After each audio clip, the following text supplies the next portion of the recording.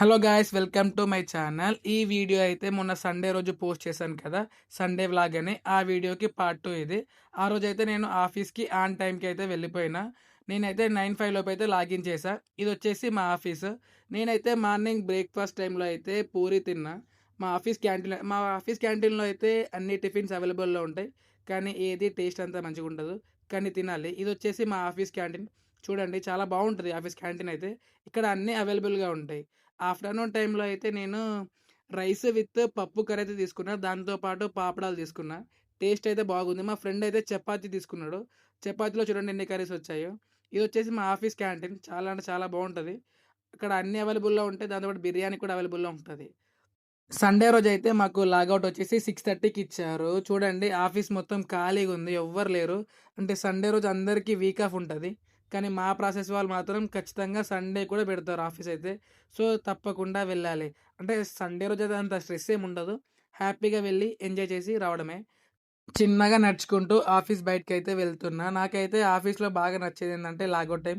చాలా సేపు వెయిట్ చేశా లాగౌట్ టైం కోసమైతే. ఇదొచ్చేసి మా ఆఫీస్ బయటనమాట. సో, మా ఆఫీస్ చుట్టూ అయితే చాలా కంపెనీస్ ఉంటాయి. మాకు ఒక కంపెనీ కాదు, చాలా కంపెనీస్ ఉంటాయి మా దాంట్లోనే. సండే కాబట్టి మీకు ఎవరు కనిపించట్లేదు. అదే మండే ఇట్లా అనుకోండి, ఫుల్ మందుంటారు. ఒకేసారి అందరూ బయటికెళ్తారు.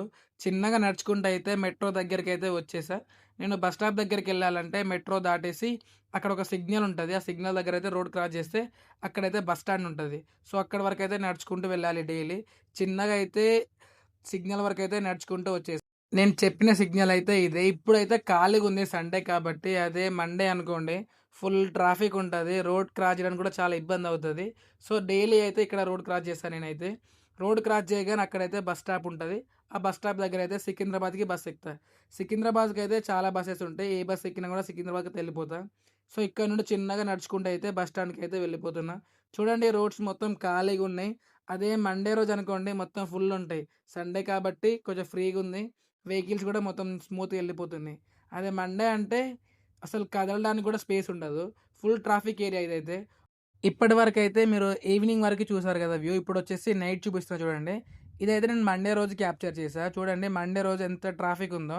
ఇంతకుముందు మీరు చూసారు గదా, సండే రోజు వ్యూ అయితే. అప్పుడు చూడండి వెహికల్స్ ఎంత స్మూత్‌గా ఎళ్ళిపోయినాయో. అదే ఇప్పుడు చూడండి వెహికల్స్ అయితే ఎంత ఘోరంగున్నాయో.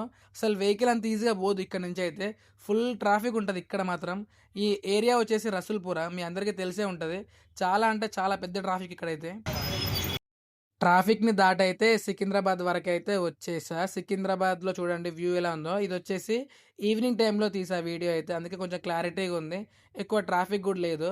అదే నైట్ టైమ్‌లో అయితే ఫుల్ ట్రాఫిక్ ఉంటది. అమ్మో! చాలా అంటే చాలా ఘోరం ఉంటది. మండే టైమ్‌లో అలా అయితే. అంటే హాలిడే ఉన్నప్పుడైతే ట్రాఫిక్ ఎక్కువ ఉండదు. హాలిడే లేనప్పుడైతే ఫుల్ ట్రాఫిక్ ఉంటది. మీరు కూడా చాలా దగ్గర అబ్జర్వ్ చేసే ఉంటారు.